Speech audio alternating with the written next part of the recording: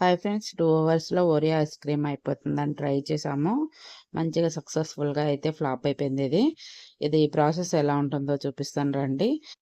మంచి చిల్డ్‌గా ఉండే fresh క్రీమ్‌నైతే add చేసుకోవాలి. ఇలా చిల్డ్‌గా ఉండడం వల్ల క్రీమీ అనేది మంచిగా ఫార్మ్ అవుతది. తర్వాత దీన్ని హ్యాండ్ బ్లెండర్ తోటి గానీ, లేదంటే విస్కర్ తోటి గానీ మంచిగా బ్లెండ్ చేసుకోవాలి. ఇలా క్రీమీగా అయ్యేంత వరకు బ్లెండ్ చేసుకున్న తర్వాత ఇందులోకి స్వీట్‌నెస్ కోసము మనము కండెన్స్డ్ మిల్క్‌నైతే యూజ్ చేస్తున్నాము.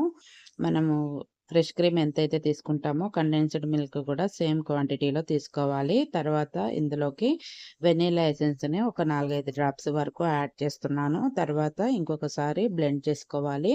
ఇదంతా కూడా బాగా మంచిగా మిక్స్ అయ్యేంత వరకు ఒకసారి బ్లెండ్ చేసుకోవాలి. ఇలా బ్లెండ్ చేసుకున్న తర్వాత ఇందులోకి ఓరియో బిస్కెట్స్‌ని క్రష్ చేసి యాడ్ చేసేసుకొని బాగా మిక్స్ చేసేసుకొని వీటన్నిటిని కూడా ఒక ఎయిర్ టైట్ బాక్స్‌లోకి తీసేసుకోవాలి.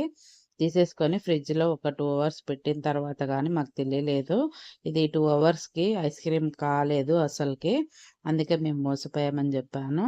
తర్వాత ఒక 8 అవర్స్ పెట్టిన తర్వాత గానీ ఇది ఐస్ క్రీమ్‌గా ఫార్మ్ అవ్వలేదు. 8 అవర్స్ తర్వాత ఐస్ క్రీమ్ టేస్ట్ అయితే సూపర్‌గుంది అందండి. చాలా బావుంది ఐస్ క్రీమ్ టేస్ట్ అయితే. తప్పకుండా ట్రై చేయండి. మనం స్టవ్ వెలిగించాల్సిన పని లేదు. వీడియో నచ్చితే లైక్ చేసి